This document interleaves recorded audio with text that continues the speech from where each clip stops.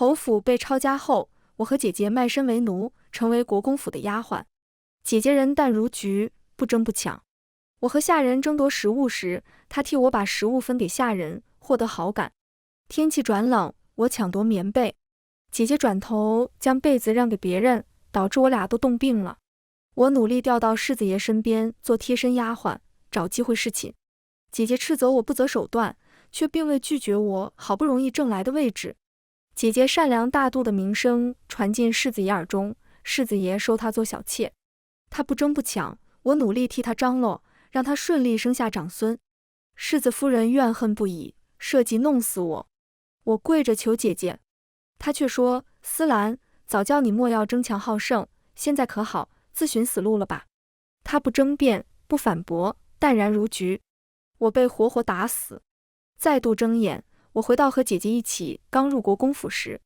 大家好，欢迎收看皮皮听书。醒来时，我正在和婢女抢夺一个白面馒头。这是我的，不准抢。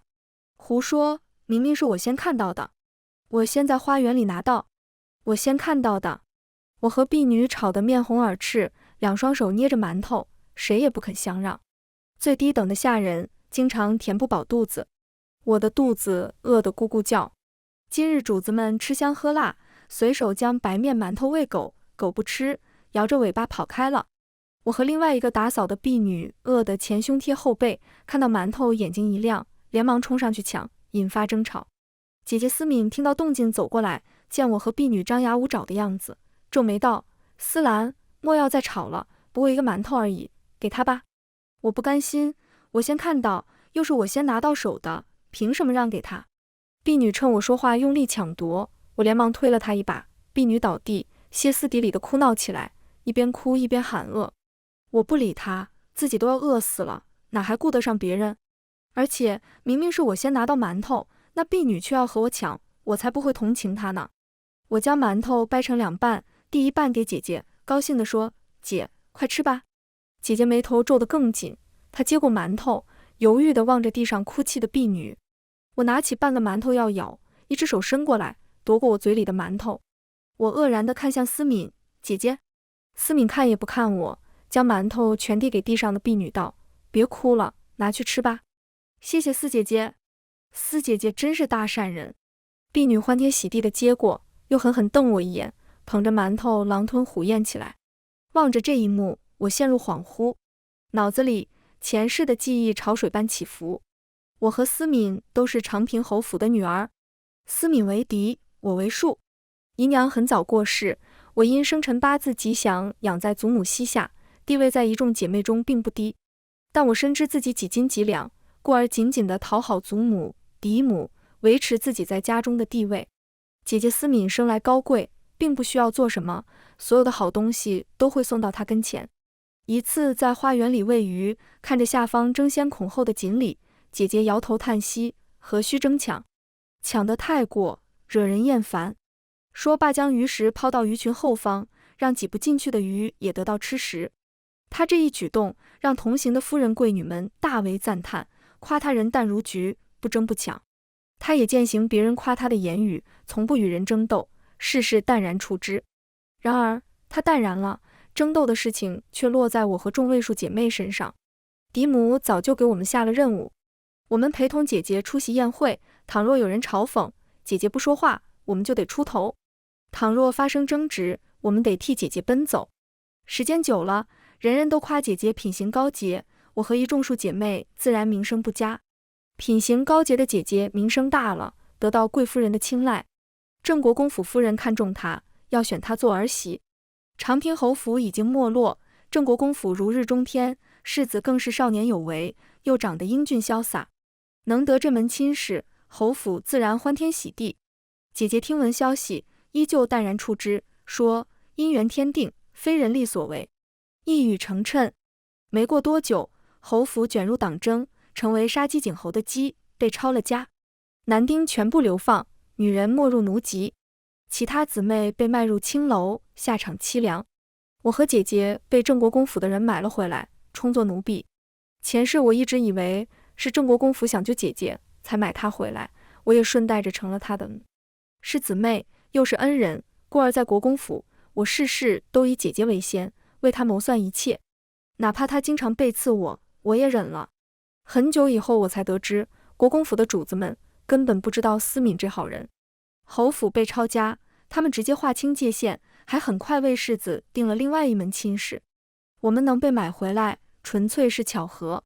知晓真相时已经晚了，我和姐姐成为一条船上的人，我必须继续为她谋算，才能保住自己。然而，当世子夫人拿我开刀时，姐姐却训斥我：思兰，早就告诉你收性子，不要去和别人争，和别人抢，争来争去一场空，还把自己搭进去了，何必呢？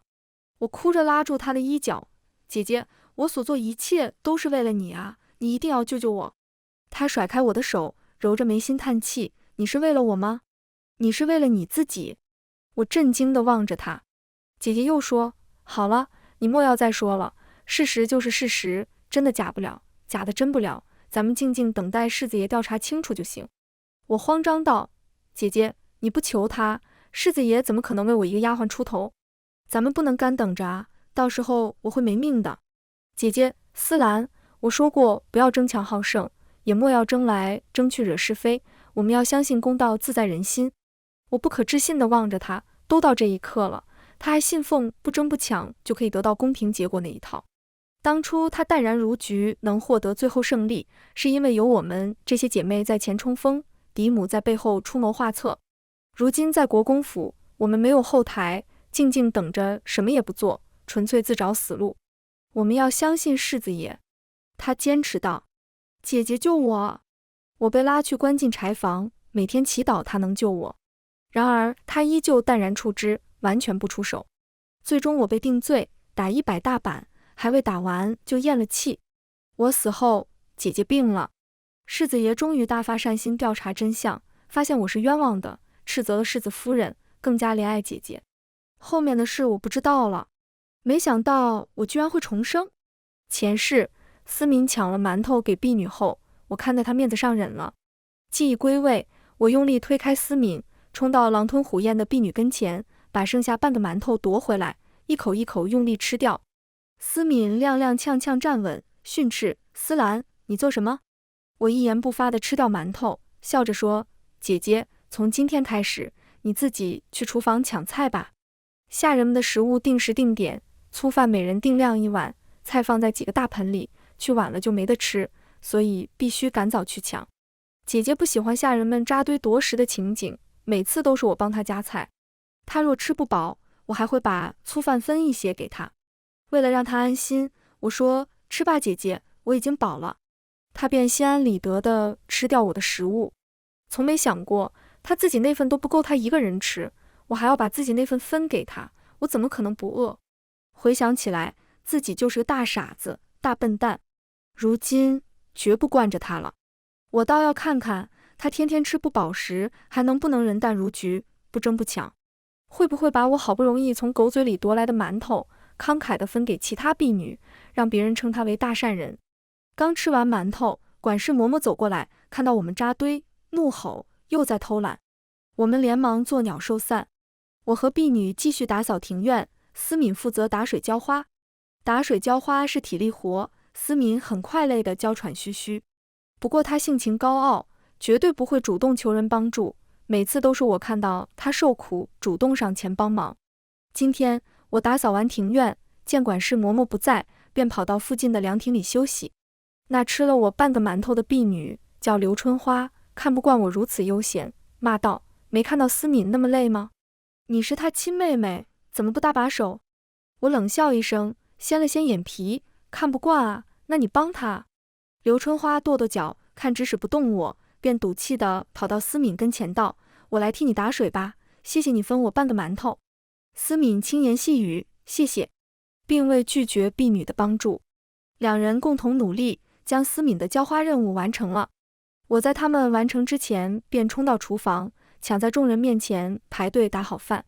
我和思敏刚入国公府没多久，属于最低级的丫鬟，主子们吃剩的饭菜赏赐不到我们头上，吃穿用度一律最差，病了请不起大夫，生死由命。碗里的粗饭由糙米、糠皮加一些薯类混煮而成，难以下咽，勉强能饱腹。几个脏兮兮的大木盆摆放在旁边的桌子上，里面盛满乱七八糟的菜。一群人围着木盆站成一圈，你挤我推，一边吃一边抢。思敏和刘春花赶过来时，已经没位置了。我当没看到，继续吃自己的。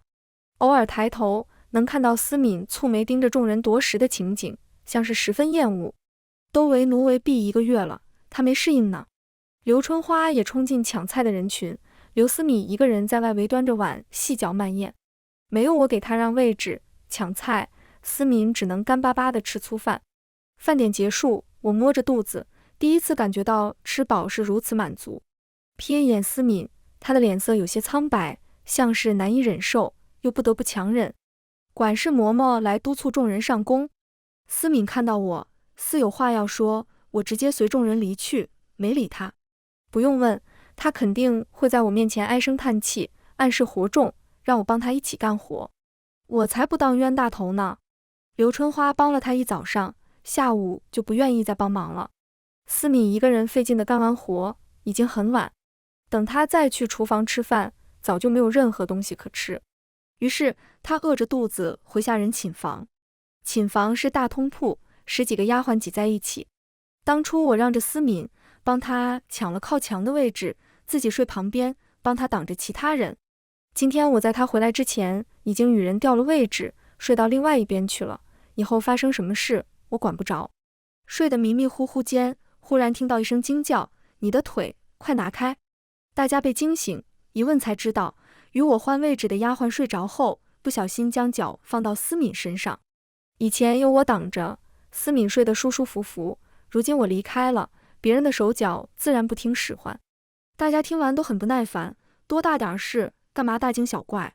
在众人一通指责下，思敏眼圈微红，轻声说对不起，不愿争辩，躺下继续睡觉。丫鬟挤着他便尽量往墙壁方向挪，强行忍着，践行不争不抢的座右铭。如果他能一直如此，我敬他言行如一，是条汉子。也不知他能不能保持初心。白日里，思敏想找我搭话，我总会先一步离开。下人规矩多，事务忙，早出晚归，他插不上嘴，又端着架子，自然不可能做出强行扭住我之事。他以前没做过下贱活，做事慢，到了饭点又不愿意与人抢，故而天天吃粗饭，一点菜都吃不到。如此过了几日，他的脸色已经变得和菜色差不多了。思敏有几分气运在身，就在他快受不了时，管事嬷嬷嫌弃他做事慢，重新分派任务，让他去打扫庭院，让刘春花去浇花。思敏狠狠松了口气，刘春花却不高兴了，觉得思敏故意坑他。一日，我在打扫自己的地盘，忽然听到树丛后传来争执声：“喂，前段时间你浇花，我帮你打水，现在我浇花了，你怎么不帮我打水啊？”我探头一瞧，竟然是刘春花和思敏吵了起来。当然是刘春花单方面吵。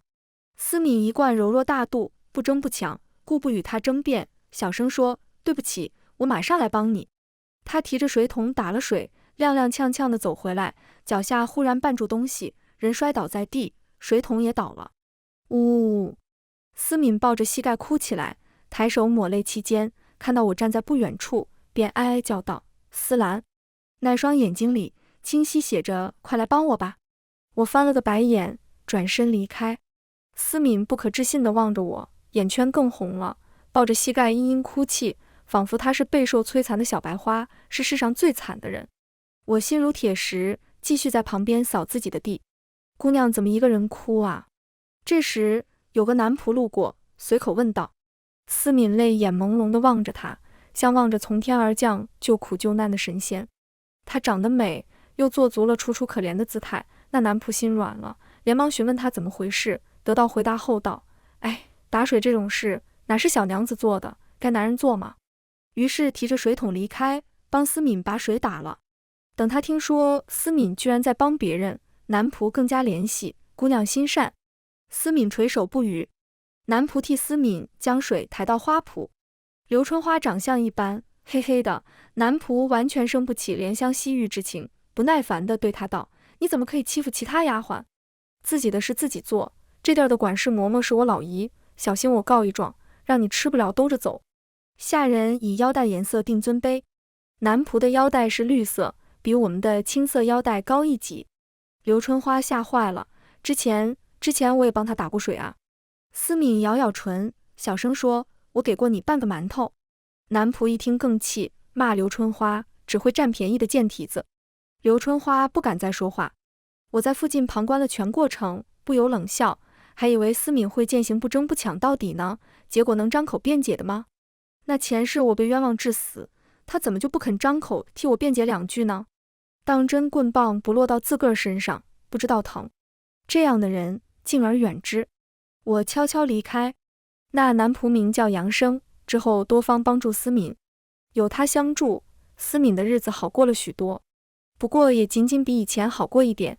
杨生的能力有限，不可能方方面面照顾到他。他可以通过管事嬷嬷替思敏安排轻巧的活，但生活方面无能为力。思敏依旧吃着粗饭，抢不到菜。思兰，饭点时我在狼吞虎咽，思敏在背后叫魂一样叫了好几次。我受不了了，转头，什么事啊？他欲言又止，仿佛羞于启齿的模样。我无言。思敏人淡如菊，不争不抢，故而不喜欢开口求人，都是别人眼巴巴地凑上去伺候。我以前也愿意顺着他，如今懒得搭理。爱说不说，都不是侯府嫡姐了，更不是恩人，大家都在当低等婢女，凭什么要惯着他？我扭过头继续吃东西。思兰，他继续叫魂一样喊，声音颇为凄切。我转头，想干嘛你直说啊。思敏张了张口，轻声道：“可以给我夹菜吗？”众人吃惊地看他，都是低等丫鬟，他怎么好意思叫我帮他夹菜？我说：“没手吗？自己夹。”我挤不进去。我冷笑，抢我馒头做人情的时候，手脚不挺快的吗？肯定行。思敏委屈地扁扁嘴，哟，还当自己是千金大小姐呢，居然要别人替你夹菜，要不要思兰替你把饭吃了？刘春花轻哼一声，阴阳怪气。上次被杨生训斥，刘春花发现思敏伪善，已经彻底讨厌思敏，其他人也没有替思敏说话。思敏委屈的眼圈微红，低着头，一副羞愧又尴尬的模样。前世思敏因为经常分食物给其他人，得了善人的好名声，为他成为小妾奠定了基础。如今没有我的牺牲，他自己都不够吃，肯定没余力分粮给别人。刘春花也不像前世般对他感恩戴德，到处宣扬他的菩萨心肠，府上的主子们自然不会对其有好感。思敏娇躯颤抖，咬咬唇，最终没有离开，像是下定决心般挤进人群里，伸筷夹菜，一边吃一边哭。众人都不理解他在哭什么。我知道，他在哭自己堂堂仙女下凡尘，居然和一群丫鬟抢食，丢了尊严和架子。晚上我打水洗漱，准备睡觉，听到附近传来动静。思敏嘤嘤地哭着道：“我已经丢下所有的傲骨和自尊，从不与人争斗，可世事总不尽如人意，别人不喜欢我罢了，谁叫侯府没落了呢？”杨生心疼不已：“你竟是侯府小姐，沦落至此，真是委屈你了。那群贱丫头都是些没眼色的，惯会拔高踩低，莫要与他们计较。”思敏淡然地说：“无妨，身处淤泥，心如成明，既来之则安之。”杨生大为震撼，沦落至此，姑娘心性还能如此淡定，真叫人佩服。这是我攒的银钱，只有3两，若不嫌弃，可以拿去买点好吃的。这怎么好意思呢？拿着吧，只盼你记得我就行。两人推搡片刻，思敏柔柔地说：“我会永远记得你是个好人。”我听得嘴角抽搐。和下人们一起抢菜，就叫丢下所有傲骨自尊，那我这个前侯府小姐又算什么？那些被卖入青楼的姊妹又算什么？而且她嘴上说的淡然，手上没停啊，直接把男人的钱收走了，这算什么淡然？还有好人，这不是她打发男人的话吗？前世思敏在国公府当小妾，遇到以前的旧人，那公子对她有情，暗中相助。我和思敏一条船，即便他私相授受，我也必须瞒着帮着，想着多个助力挺好，故而一直悄悄替他张罗。那公子替他出了不少钱，不少力。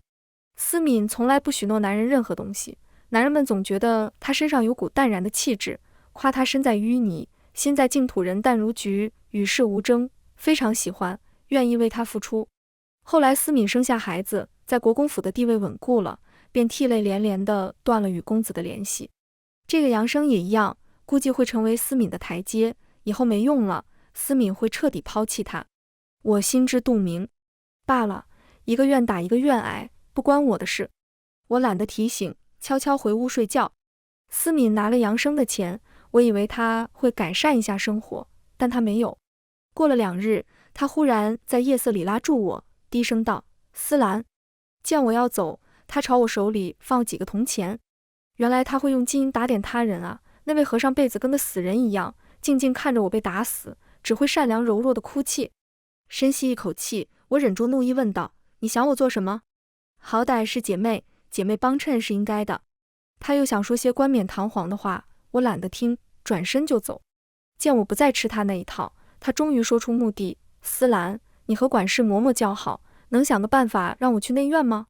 我皱眉，疑惑地望着他，揣度他的用意。我重生回来，像前世般，在干完自己的活后，去替管事嬷嬷干活，获得他的赞赏。前世内院婢女调动，我便把攒下来的银钱全给了管事嬷嬷，让她推荐。经过几道难关，我终于带着姐姐当了世子爷的书房婢女。那时候我以为世子爷见到姐姐会照顾我们，没想到世子爷压根不知道我俩在府上，也没给优待。姐姐也继续人淡如菊，什么也不做。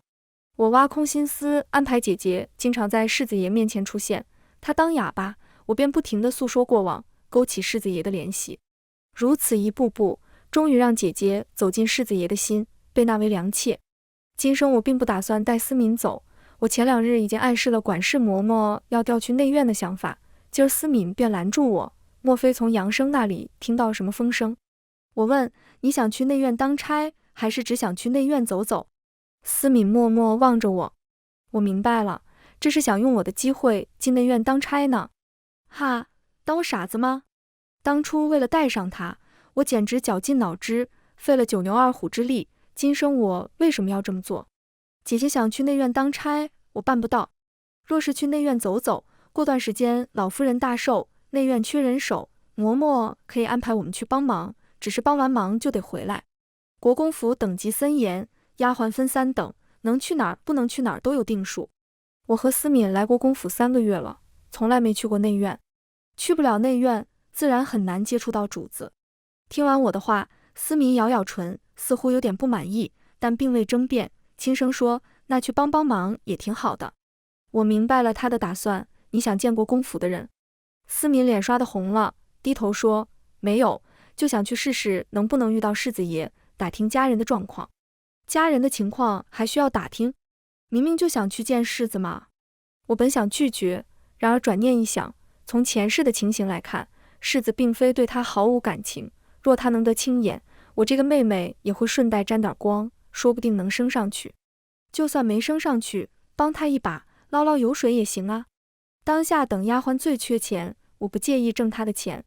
于是我笑着道：“姐姐能想通真好，当初我劝你早点见世子爷，姐姐总说不愿意叨扰，如今肯去见一见，世子爷看在旧情的份上，一定会照顾姐姐的。”刚进国公府时，我以为国公府特意照顾姐姐才买我们回来，希望思敏能和旧人联系，哪知道她端架子，不肯放下身段去求，盼望着别人主动调用她。结果我俩当最低贱的丫鬟3个月，如今我不肯再替她负重前行，日子清苦，她受不了了，终于愿意放下身段去求人。果然遇到吃喝拉撒，仙女也得走下神探。你误会了，我不是去攀龙附凤，只是想问问家人的情况。思敏说的正义凛然。呵呵，我没拆穿他，笑道：“我可以帮你牵线搭桥，不过嬷嬷手头紧，你得使银子才行。”思敏犹豫：“还要给银子吗？”我忍住骂他的冲动：“你不使银子，难不成想让我使银子？”当然了，越多越好。我耐着性子分析许久，按照杨生给的钱报了个数。他犹豫片刻，将杨生的钱权交给我：“麻烦妹妹了。”“放心吧，姐姐。”我笑着掂了掂钱袋子，3等丫鬟的月例才20钱，3两银子对如今的我们来说是一笔巨款。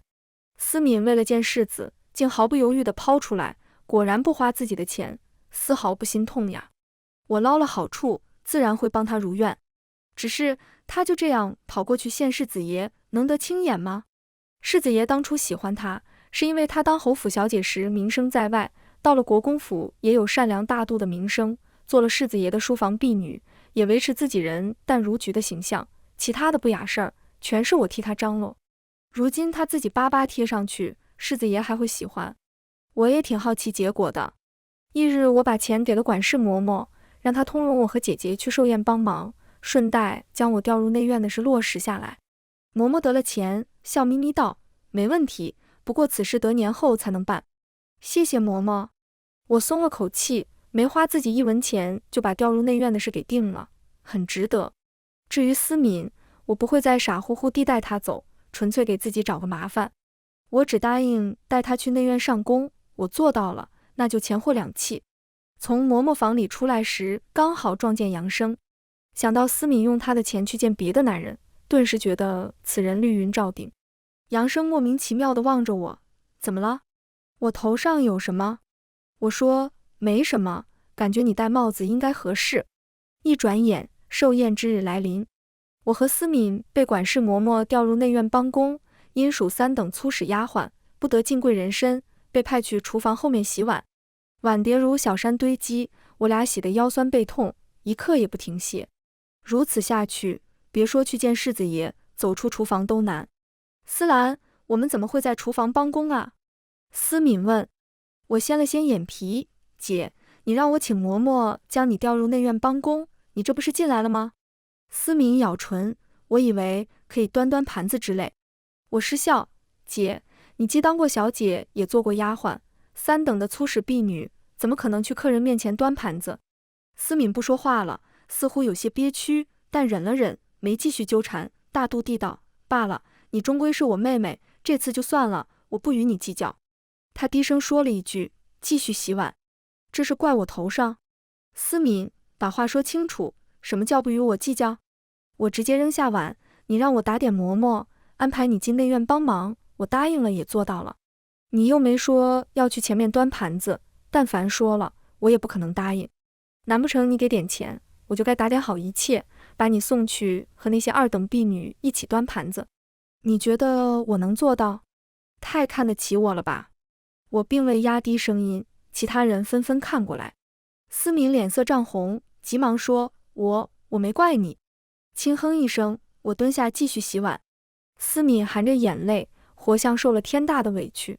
但这里没男人，大家又很忙，没人理他。我们从早忙到晚，根本没空出去。眼看着宴会即将结束，思敏终于急了，放下身段求我：思兰，我肚子疼，你帮忙把碗洗了，好不好？我知道他的心思，笑着说：好啊。他来不及高兴，我又说：不过得给钱，10文。他张口结舌，满眼不敢置信。不干就算了，剩下的自己洗。我头也不抬。你怎么全是铜臭味？他委屈巴巴的跺脚。呵呵，为了自己的前途，他可以勾搭男人，用男人的钱财找机会来内院帮忙，只为见世子一面，完全破坏了他人淡如菊、与世无争的形象。那钱是我替他张罗，他却见死不救，算什么意思？这几日我想起都呕得吐血。要帮忙可以，得给钱。思敏咬牙道：这样吧，我现在没钱，等回去再给你。我想了想，答应了。思敏匆匆跑出去，望着他的背影，我笑了笑，希望他能如愿吧。天色渐暗，我将2人份的活干完，刚站起身伸懒腰，缓解身体不适，便听到外面传来动静，夹杂着厨房管事的训斥。众人涌了出去，我也跟着走出去一瞧，发现2个婆子扭着思敏进院子，将她用力扔在地上。思敏衣衫不整，极其狼狈，神情哀伤茫然。怎么回事？其他人问道。哼，这小贱蹄子竟然跑进宴会，冲撞了贵客。管事大声道：给我打！旁边的婆子扬手，啪啪啪地往思敏脸上扇耳光。很快，思敏的脸被打肿了，她流着眼泪，一言不发，目光呆滞。罚完了，管事又警告我们一通，带着人扬长而去。收拾完残局，我和思敏回原本的住处，走在路上，思敏忽然道：他为什么当没看到我？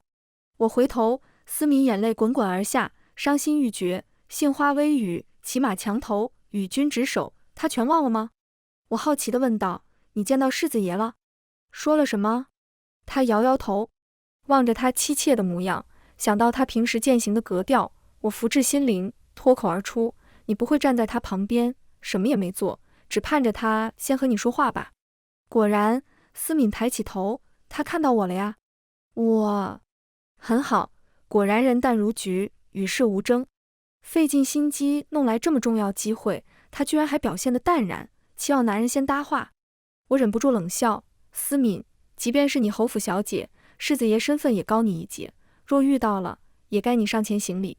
现在你可是个3等粗使丫鬟，又是醉奴，世子爷怎么可能先来搭理你？思敏呆了呆，可是以前世子爷向我打招呼。我忍不住嘲讽，你和世子爷多次偶遇，不会以为真偶遇吧？嫡母为你出谋划策，你端架子装贵女，不说话不做事，可我们几个姐妹得负责替你开口解释，将世子爷引过来。今日你一个人巴巴跑过去，没人替你张罗，你不开口，世子爷搭理你才怪。何况世子喜不喜欢他另说，毕竟这门亲事是国公夫人定的，嫡母为思敏筹谋，让他和世子偶遇过几次。每次见面，世子态度客客气气，要说多喜欢，我看不出来。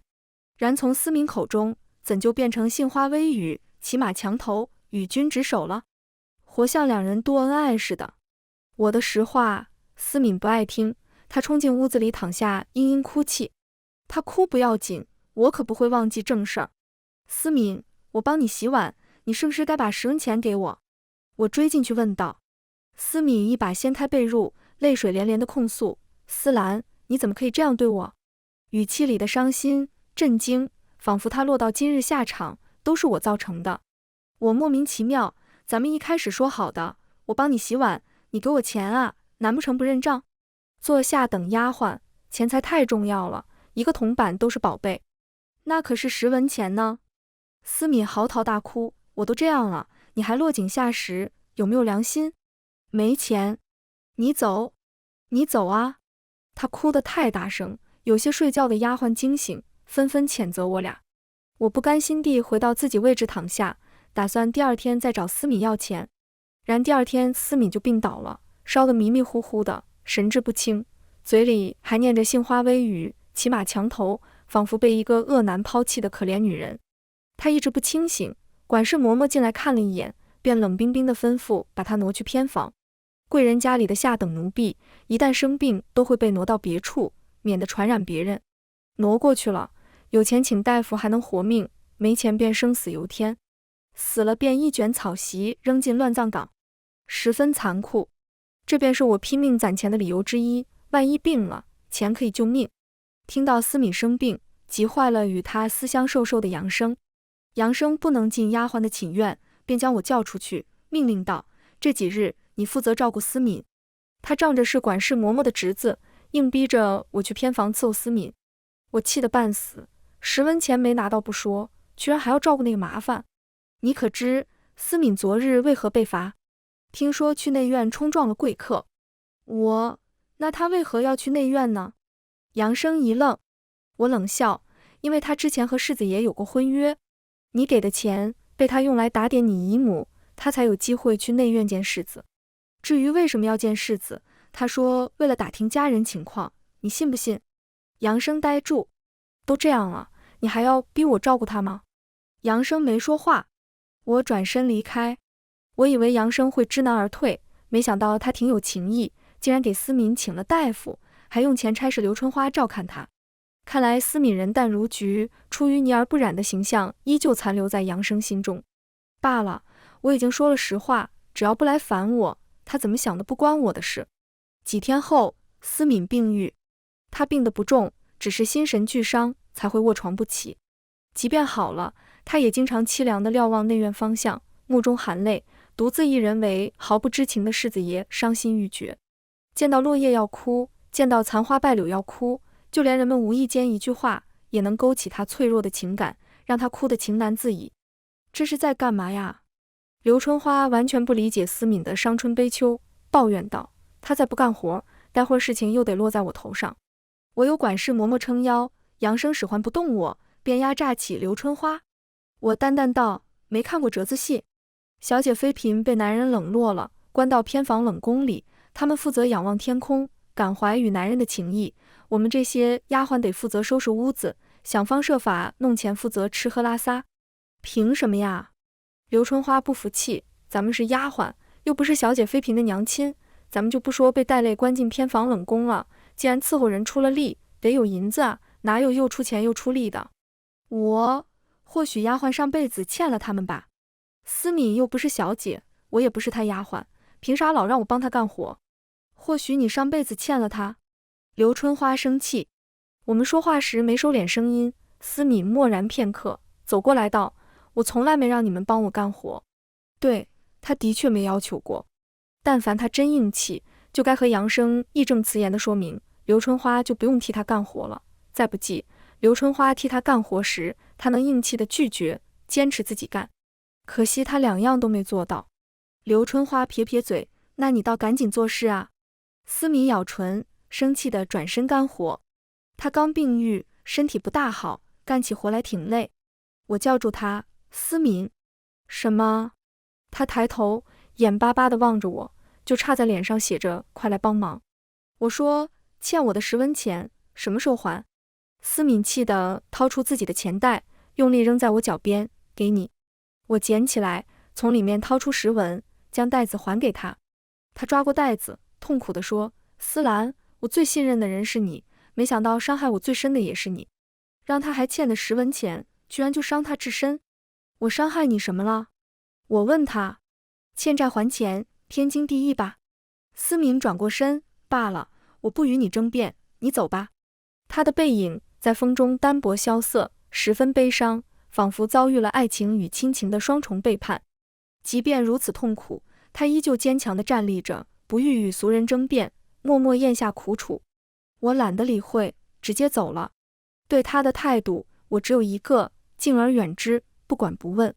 为了缓和关系，思敏给了刘春花几文钱，又道了歉。当然，钱是杨生给的。他用别人的东西做人情时，向来大度，比如分走我的馒头、被子、食物等等，根本不管我弄回来有多辛苦。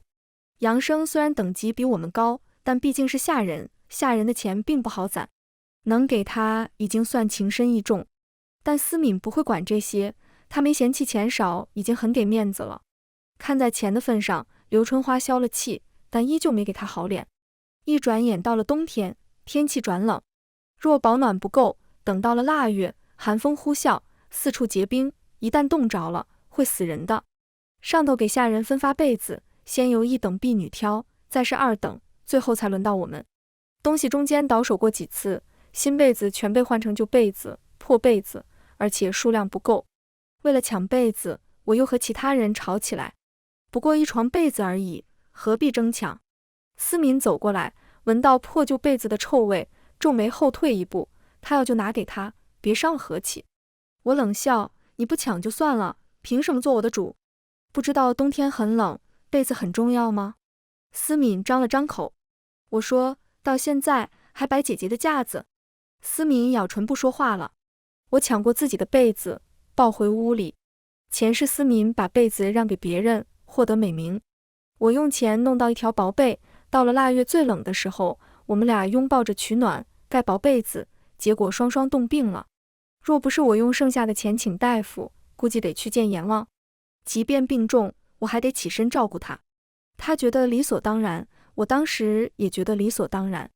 后面他名声漂亮，我却成为斤斤计较的恶人，现在想想，十足冤大头。今生我肯定不会再做冤大头。我用思敏给我的10文钱换了身后时的旧棉袄，确保自己冬日不生病。很快，天气越来越冷，到了后面开始结冰。没炭火吗？思敏问。刘春花说：我们这种低贱丫鬟，怎么可能用炭火？思敏呆了呆，脸色青白，冻得瑟瑟发抖。我穿着棉袄，裹着旧被子，十分暖和。思敏熬了一天，熬不住了，求到我面前：妹妹。得，一听到她叫妹妹，准没好事。干嘛？我掀了掀眼皮。既然你有被子，又有棉袄，可不可以？不可以。我毫不犹豫地打断他，当初我提醒过你，冬天会很冷。我不让被子。思敏红着眼圈退开，那神情仿佛我是十恶不赦的罪人。他很快冻病了，让人传话给杨生。这次杨生并没有马上给他叫大夫送东西，而是提出一个要求，到他屋里睡觉。他屋里有炭火，有棉被，有吃食，肯定很舒服。一旦去了，就是他的人。杨生等级比我们高，管事嬷嬷又是他姨母，按世俗判断，我们这种粗丫头跟了他，算是高攀。思敏更是罪奴，倘若没有大造化，这辈子难有出头之日。杨生对她的好被人看在眼里，她嫁过去绝对不会吃苦。但我知道思敏不会同意，因为她从头到尾都没喜欢过杨生，只想从他身上榨取利益。果然，思敏拒绝了杨生。杨生大概知晓自己是思敏的跳板，不再任由他吸血，故而硬下心肠，没有送他棉被，也没请大夫。就在思敏痛苦无依时，刘春花居然带着被子睡到他旁边，两人裹在一起度过严寒。我很震惊，因为刘春花此人一向贪图钱财，不肯吃亏，什么都要抢，真没想到他会主动照顾一个他讨厌的人。我问他为什么这么做，刘春花叹气，因为他曾经给过我半个馒头，总不能眼睁睁看着他死吧，做人啊，不能没有良心。一瞬间，我不知道该如何评价这个人了。我觉得这种事不该他做得出来，毕竟他是刘春花啊。刘春花照顾思敏，很快也染了病。管事嬷嬷冷漠地让人将两人挪到偏房。偏房四处漏风，更加寒冷。我犹豫很久，或许受到刘春花的触动，将棉袄送进偏房里让他们分。反正厚被子足够让我过冬。思敏在床上昏昏欲睡，刘春花咳得惊天动地，神情却很淡然。后悔了吗？我问。后悔了。他老实说，如果知道要染病，我肯定不当善人。说完，他黑黑的脸露出笑，不过最近已经想通了，人的生死有定数，倘若一辈子当个粗使丫鬟，也不见得多好，说不定早投胎，早去当主子贵人呢。他的精神头还算不错。我默然片刻，离开了。思敏醒来后，受不了严寒病痛，答应去杨生的屋里。杨生接走了思敏，却并没有接走刘春花，留她一人在偏房等死。我咬咬牙，替刘春花抓药。不用不用，我自己的身子自己了解。她拒绝了。我问，你恨不恨思敏？她说，不恨了，当初是我自己主动伺候她的，怨不得别人。早死早超生，下辈子想荣华富贵，哈哈哈。她的话语洒脱淡然，这份从容，我从未想过在这个贪婪尖刻的丫鬟身上能看到。那是思敏追求了10几年，别人夸了10几年也到达不了的境界。淡然洒脱，从容优雅。倘若她长得漂亮，还可以夸一句人淡如菊。可惜她不漂亮，也没有观众，故而没人夸她。我退出去，抹掉眼泪。第二天，刘春花的尸体被放进草席，扔进乱葬岗。那个冬日，院子里死了3位丫鬟，没有引起任何波澜。大家都很麻木，死人太正常了，不死才不正常。谁叫大家命贱呢？思敏在杨生处住着，杨生或许受了刺激，竟然没提取他，两人就这样不明不白地过到一处。之后的事情我不清楚，直到冬日过去，思敏才搬回来，神情更加茫然憔悴。丫鬟们都冲他暧昧地笑，有人开口讽刺，无媒无聘的，就这样跟男人睡，连妾都不如吧。思敏瞬间泪如雨下。丫鬟们哈哈大笑，思敏擦干眼泪，挺直脊背说，我已经升2等丫鬟，要去内院了。说完，她深深看我一眼，眼神里有恨意和骄傲。我不知她对我哪里来的恨意，因为我之前没帮她吗？可我凭什么要帮她？就因为妹妹的身份。我以前一直帮她，她没见得多感激，一旦不再帮忙，就成了仇人。我失笑，恭喜你啊！丫鬟们露出吃惊嫉妒的表情。升2等丫鬟，月例可得1两银子，吃穿用度好上许多。思敏看到周围人的表情，似乎好受了许多。我问思敏，记得刘春花吗？她一顿，疑惑转头。我说，她为了照顾你，染了风寒，死了。思敏无措片刻，辩解道：“我没叫他照顾我。”说罢逃也似的离开。他的确没叫刘春花照顾，就像前世没叫我照顾，所以我们的死都是自找的，不关他的事。我深深叹气。翻过年，下人调动，我和思敏去了内院。他看到我，面露惊愕：“你怎么也在？”我说：“你走的杨生的路子，我走的嬷嬷的路子，你用身子换前途，我用银子换前途，所以咱们都能进内院。”思敏咬咬唇，没再说话。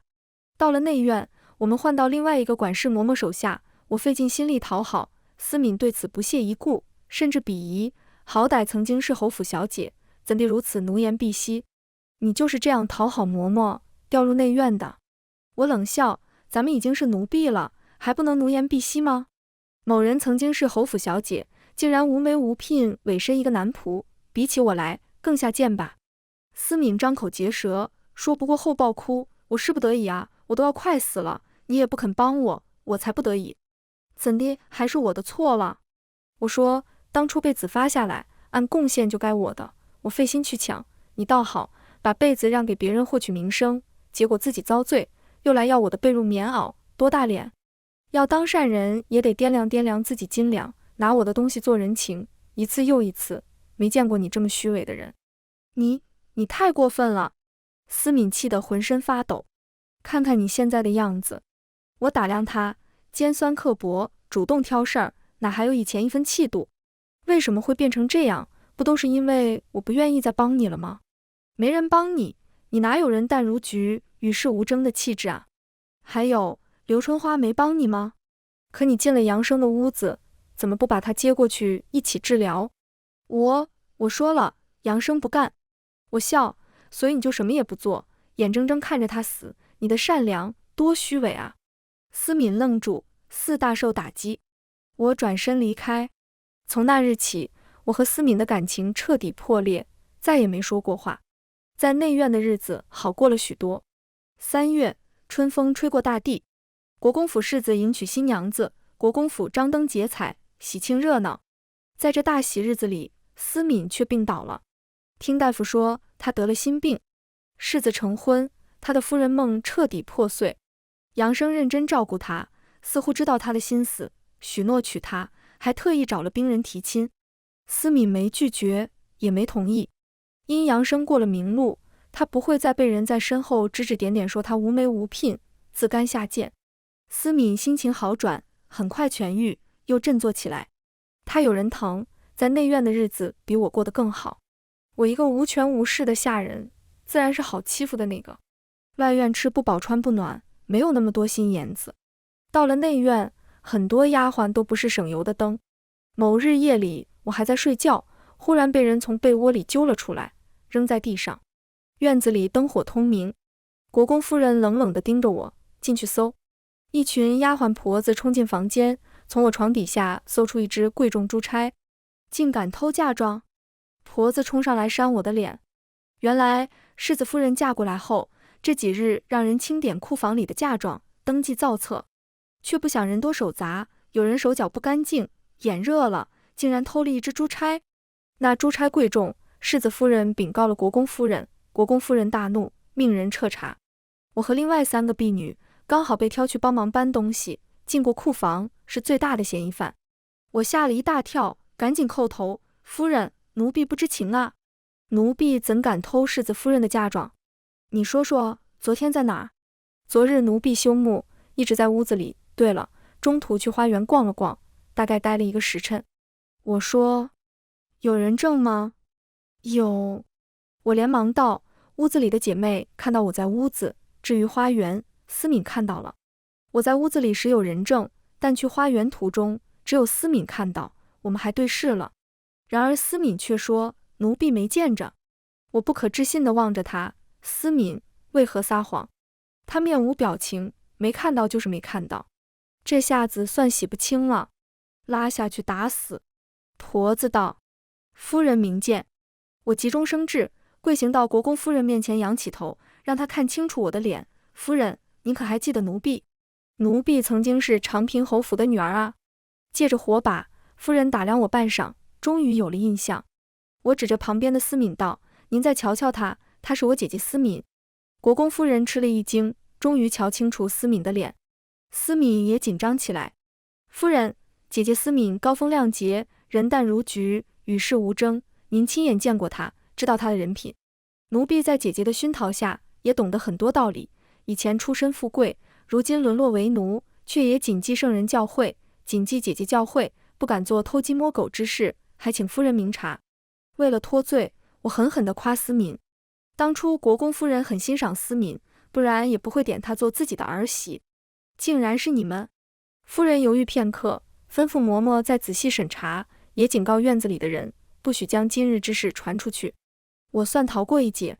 一番威逼利诱，隔了2天便查清楚真相。原来是有个进库房帮忙的婢女偷了东西，见东窗事发，向好姐妹求救。好姐妹与我住一屋，知道我也曾去过库房，便趁我去花园期间，偷偷溜进来，把珠钗扔到我床底下，栽赃嫁祸。倘若按平时的处理方式找到东西，主子懒得仔细查，抓了人打死了事，他们便可蒙混过关。却不想我竟十分狡猾，关键时刻自曝身份，引得让夫人彻查，这才真相大白。势必我被放出来，第一时间去找思敏算账。思敏，为何当初说没在花园见过我？思敏有点尴尬，连连否认没看到。在我列举事实后，她不装了，皱眉道：谁叫你之前欺辱我？你做初1，我不能做15。我气笑了，你之前生病受苦，都是自找的，不是我栽赃陷害的。你欠我的钱，我找你要回来，天经地义。我只是不帮你，从来没有害过你，可你现在为了害我，不惜做假证。思敏，说得好听，你在我最困难的时候要钱，不给我被子，就是看着我死，都是你的错。我如今不过以其人之道，还治以其人之身。我震惊不已，好一会儿，深吸一口气，很好，思敏，原来你会陷害人，会贿赂人，会踩着别人往上爬，会自甘下贱委身于人，会使手段打击报复。那以前端什么与世无争、冰清玉洁的架子，真恶心。你的所作所为，老天爷看着呢，总会有报应的。说完，我不欲多说，转身离开。自此，思敏与我形同陌路。那日我当众揭露身份，除了自救，也帮了思敏一把。事后，国公夫人赏赐了我10两银子，又召见思敏几次。思敏得到赏识，如沐春风，地位节节攀升。有传言，她要升任国公夫人房里的大丫鬟，丫鬟们都在讨好她。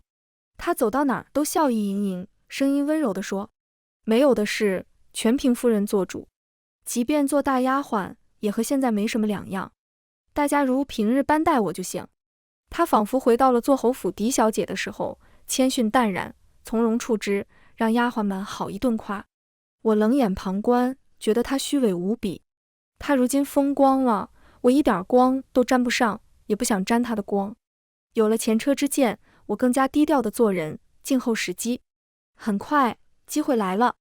4月初，因书房里丢了东西，世子大怒，将书房的婢女全撤，调换新人。前世，我便利用这次机会，费尽心机让自己和思敏成为书房婢女，得以进世子的身。丫鬟近身伺候，若能侍寝，生下一男半女，那便一飞冲天。世子若怜惜，运作一下，托奴从良也不是没可能。思敏的确按计划上位了，我以为马上会迎来春天，结果却死在路上。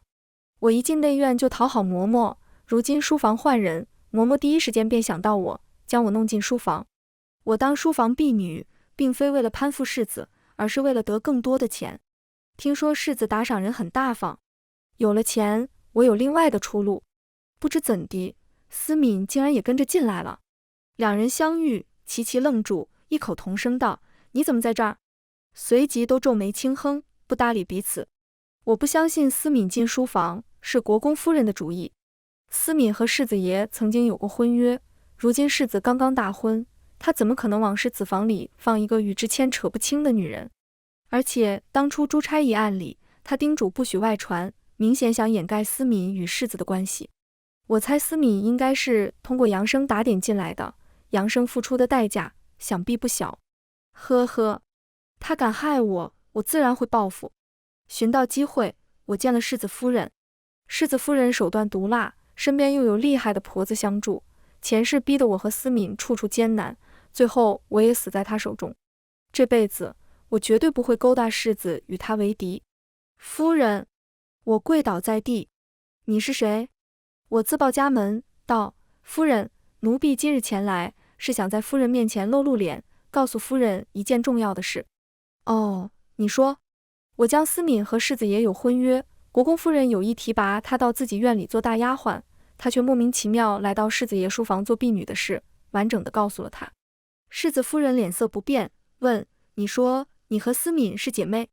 我连忙道：她是嫡女，奴婢是庶女，而且之前她害奴婢，奴婢与她再无干系，要不然奴婢今日不会见夫人。世子夫人让旁边的丫鬟打赏我碎银子。丫鬟道：以后书房里有什么动静，记得告诉夫人。我接过银子，奴婢晓得。调往书房后，我和思敏开始专心做事，见过几次世子爷，但世子爷身边有大丫鬟，每次来我们得在外面守着，不能进屋。或许今生事情有诸多变化，也吃过寿宴时的大亏，思敏再也不像前世那般人淡如菊，开始主动找机会在世子爷面前露脸。她的衣服别出心裁，比我们好看许多，头上簪了花，经常在世子面前露出美好的一面，还吟诗作对，追忆往昔。不用说，衣服珠钗肯定是杨生提供的，也不知思敏如何哄的，竟让他如此心甘情愿，我都想封他为绿帽子王。我悄悄把看到的传给世子夫人。世子夫人出身大族，手头宽裕，每次都会打赏我碎银子，我的小金库越来越充足。思敏费尽力气勾引，世子爷终于被打动，某日叫他进书房说话。我连忙通风报信。等世子爷离开，世子夫人带着人来到院子，将思敏从书房里揪出来，用力扇了好几个巴掌。夫人饶命，夫人饶命！她狼狈地哀求。世子夫人将一堆诗词扔在思敏面前，一个罪奴竟敢勾引世子，该当何罪？我看了一眼纸张，上面的诗词写得十分露骨。原来这几天世子夫人按兵不动，是在收集证据。看到那几张纸，思敏吓得面色发白。拉下去发卖了，记得找个好地方。婆子命令。是。证据确凿，眼看着思敏即将被拉下去，她忽然道：夫人，我已经和杨生定亲了。这些诗词是我写给杨生的。我一愣，不由佩服。在绝境里，思敏能想到这一招保命，非常聪明。既然聪明，我为他做的一切，想必他心知肚明。可他为什么要待我如此？我恨恨地握紧拳头。世子夫人眯起眼睛，去把杨生叫来。很快，杨生赶到院子里。世子夫人将诗词扔到他面前，问：这是思敏写给你的？旁边丫鬟说明情况。杨生识字困难，勉强看了看，脸色青一阵红一阵。自己女人勾搭主子，谁都受不了。旁边的思敏浑身颤抖，渴望地望着他，就像当初两人第一次相遇，他就是这般渴望又楚楚可怜地望着他。那一眼后，杨生沦陷，成为他的狗。如今又是同样的眼神，杨生嘴唇颤抖，好半天才说：的确是思敏写给小的。了不起！我顿觉得他浑身充满绿色的光芒，极其耀眼。世子夫人轻哼一声，虽然不满，却也不再追究。这样吧，回去你们俩把亲成了。他发话。世子总不会去要一个成过亲的女人。思敏软倒在地。杨生叩头谢恩。世子听闻书房发生的事，特意叫我进去说给他听，完了问道：你姐姐没事吧？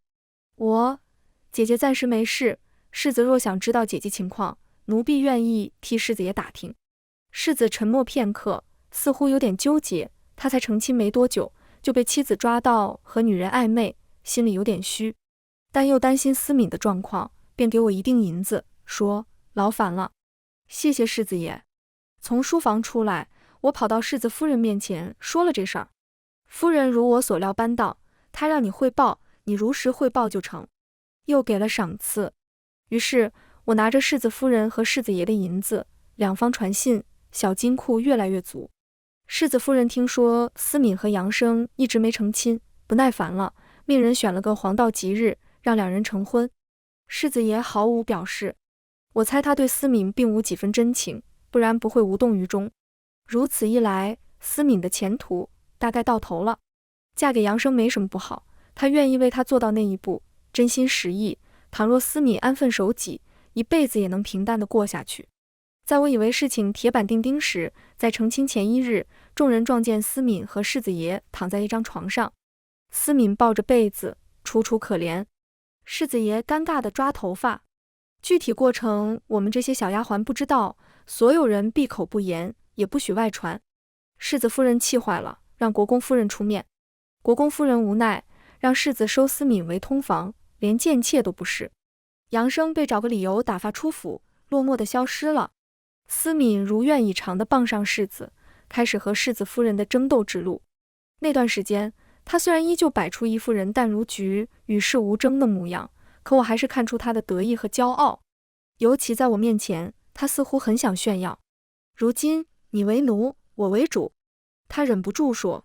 我翻了个白眼，一个通房丫鬟而已，还真当自己是主子了。思敏生气离开，临走前说，国公夫人喜欢我，而且我之前和世子爷有情，也有婚约，我不会一直是通房丫鬟。我不知道她哪里来的自信。以前她是侯府小姐，声名在外，如今她是贱婢，与男仆有染，又是手段爬床，还想国公府高看她，做梦吧。就算前世她并无污点，当上良妾，有我相助才勉强立足。今生她一个人，寸步难行。前世我们一直被打压得很惨，直到我护着思敏生下长孙，处境才好起来。这辈子她有希望生下长孙吗？我向世子夫人进言，夫人，思敏之前就已经和杨生住到一块了，若怀孕，恐怕混淆国公府血脉。世子夫人冷笑，她这辈子休想生孩子。小院里，一碗蕨子药灌进思敏口中，思敏哭天抢地向世子求救，但世子没听到，也不关注。那夜的事情，他心里也有几分芥蒂。他的态度和前世的态度天差地别。由于我提醒及时，世子夫人处理了思敏，心情舒畅，问，你想要什么？我跪在他脚下，夫人，请让奴婢去法华寺伺候老夫人吧。确定，确定。世子夫人虽然不理解，但爽快同意了。她升我一等丫鬟，让我去法华寺。只有国公夫人、世子夫人、世子爷才能决定丫鬟能不能去老夫人身边。就这样，我去了法华寺老夫人身边。我以前是官家小姐，又能认字读书，帮忙抄写佛经。大半年时间，我取得了老夫人的信任。我时刻为那个重要机会准备着。千盼万盼到了年末，机会来了。有位贵客到法华寺上香，突发疾病，药石无医。我听说后，连忙带着药闯进去。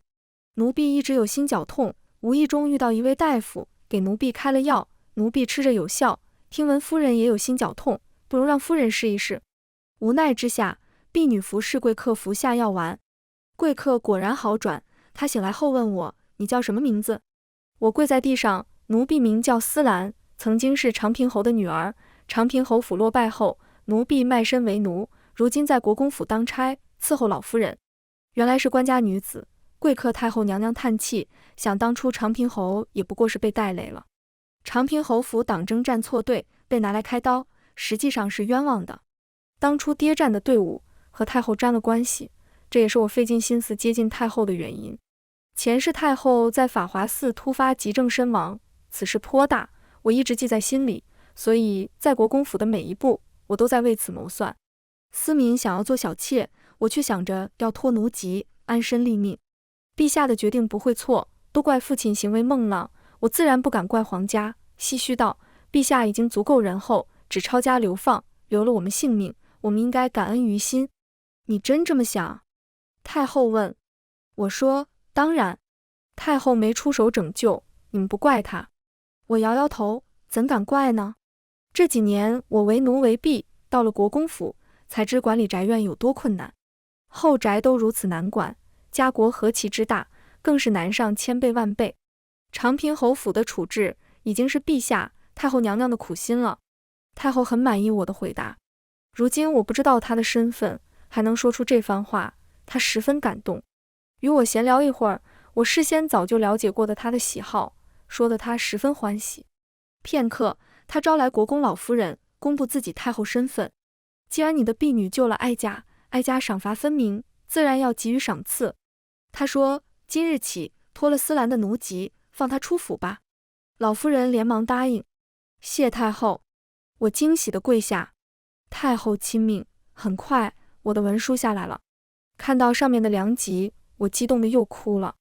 临走前，老夫人因太后赞赏十分高兴，加上我尽心伺候她大半年，她送了我一对玉镯，100两银子，含笑道：“以后好生活着。”谢老夫人。我赶紧收下。之前存的小金库，加上这笔意外之财，我已经算是个富户。离开法华寺回到京城，我买了座小宅子，又把当初与我交好的姐妹从青楼里赎出来。幸好她们的身价都不贵，买下来还有剩余银子。如果可以，我最想救的是祖母，可惜祖母在抄家那日就吐血身亡。我又拿着钱四处奔走，为父兄张罗。父亲不见得多喜欢我，我也不见得与他们有多少感情，但这世道男人为天，家里没男人，或者男人有罪，身为女子总是低人一等，寸步难行。倘若别人知晓我有钱，院子里又没男人，早晚会被抢了去，所以我干脆将剩下的钱打点与父亲交好的官员。长平侯府被抄家已经2年，风声已过，官员们赶上书了。当年的事本就稀里糊涂，陛下一怒之下下令抄家，如今时过境迁，他估计也后悔了。大约太后又说起我在法华寺救他之事，陛下便下令让父兄回京。听到消息，我和姐妹们抱头痛哭。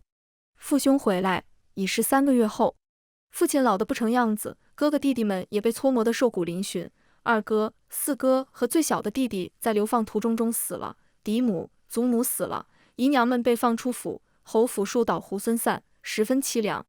活着的人总要继续。陛下召见父亲，恢复他的爵位，将府邸还给他。我们又重新搬回长平侯府。父亲得到的官职比之前要高，大哥也做了官，三哥重新读书，发誓一定要出人头地。可惜我们女眷当过青楼女子，做过低贱婢女，大家都在背后嚼舌根。每每听到流言，父兄都很生气。除了我赎回来的姐妹，父兄们没再找其他女眷。在他们看来，青楼女子赎回来就是侯府的耻辱。他们已经吃够了苦，不想再被人戳脊梁骨。重振侯府，他们绝不允许再有污点。他们对其他人冷血，对我却非常好。除了没法给我嫡女的身份，所有待遇比以前的思敏要好很多。父亲甚至求到陛下面前要给我封赏。因祖母和嫡母身上都有诰命，如今他们全死了，女性的封赏，父亲便全转到我身上。陛下心中有愧，加上我曾经救过太后，同意了。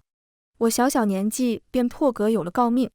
思敏听说长平侯府崛起，我又得了诰命，风光无限，便哭叫着要回来。当初他信心满满能升上去，结果我走后，他一直在做通房丫头，且很不得人心，日子过得苦不堪言。故听到父兄回来，他才闹着要回家。父兄说，既然已经嫁人，哪有归家的道理？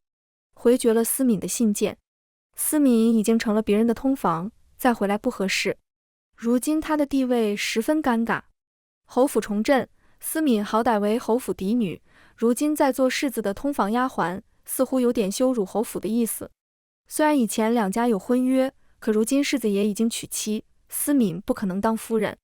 国公府拿出诚意，提思敏为良妾，结果倒与前世殊途同归。思敏被提为妾，毫无欣喜之色。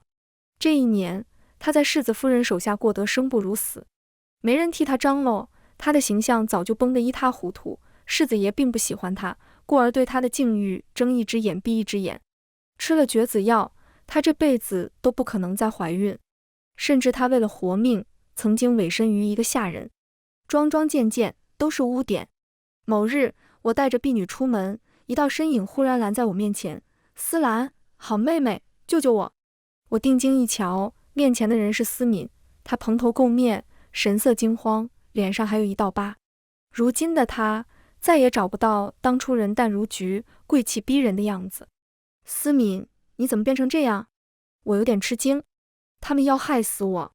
思敏失声痛哭，世子夫人那个毒妇竟然毁我的容，继续待在国公府，我会死的。我笑了笑，不会的，看在侯府面子上，他们不会杀你。不，他们怕暴露虐待我的事，想要弄死我。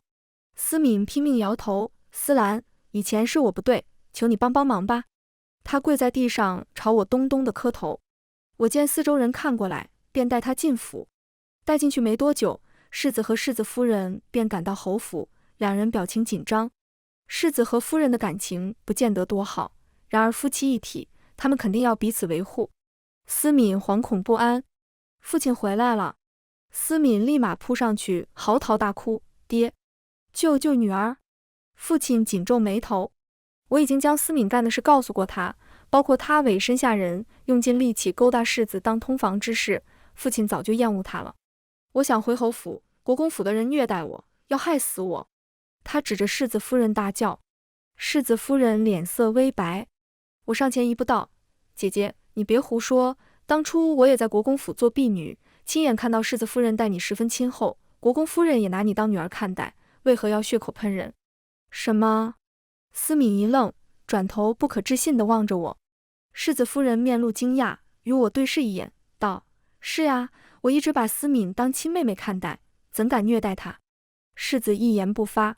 思敏紧张无措，指着自己脸上的疤道：爹，别听他们胡说，看看我的脸，就是在国公府被害的。我说：那不是你自己笨手笨脚在花园里摔的吗？思敏睁大眼睛。我笑着说：你忘了？当初世子夫人出差被盗那日，我刚好去花园见到姐姐，姐姐不小心摔倒了，磕在肩胛上，流了好多血呢。你胡说！思敏浑身颤抖。我继续道：姐姐因为受伤，心神俱疲，都没看到我过来，以至于国公夫人查案时，你一口咬定没见过我，差点害了我呢。思敏嘴唇颤抖：你在报复我？我摇摇头：姐姐，我是看不惯你颠倒黑白，抹黑国公府。思敏不再与我争辩，扑到父亲脚下：爹，你救女儿！父亲看着他，眉头皱得死紧。如今的思敏和记忆中的思敏差得太远了。我朝父亲扶了扶身：爹，您信思敏，还是信女儿和世子夫人呢？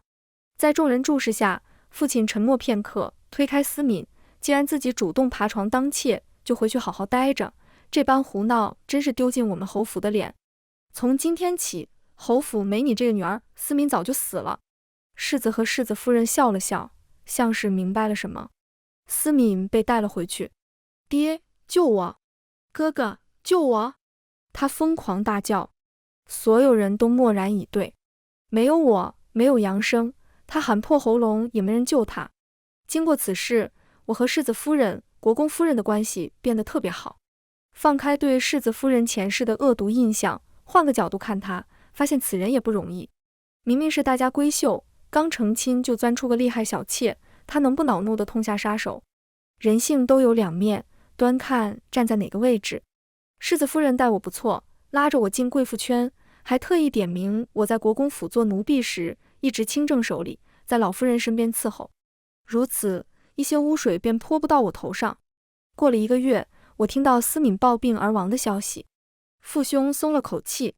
见他们如此表现，我觉得爽快怅然的同时，又觉得心寒。父兄的心在流放过后变得极其冷酷。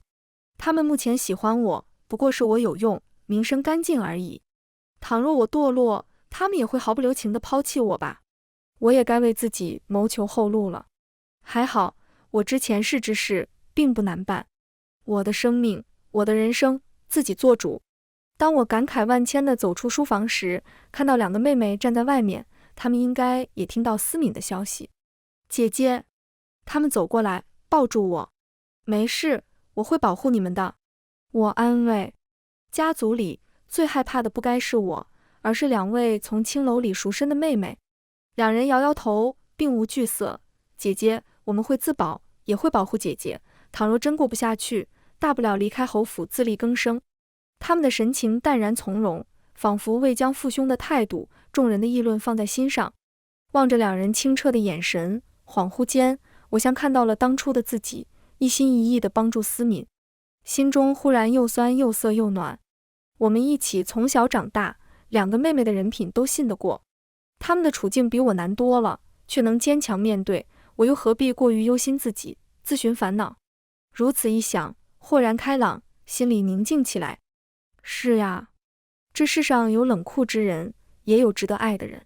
人都有两面性，就算是坏人，也有善念，比如刘春花。哪怕是杨生，自不认得几个，对其他人无情，却也对思敏无怨无悔，情深意重。父兄遭受磨难，当真就变得铁血无情吗？有待商榷。我忽然有了感悟，善待世人，坚定己心，不惧困苦，少点贪念，就能做到真正的淡然从容。我只要做好自己，无愧于心就行了。全文完，皮皮听书，感谢您的观看，每天上新精彩小说，喜欢就订阅吧。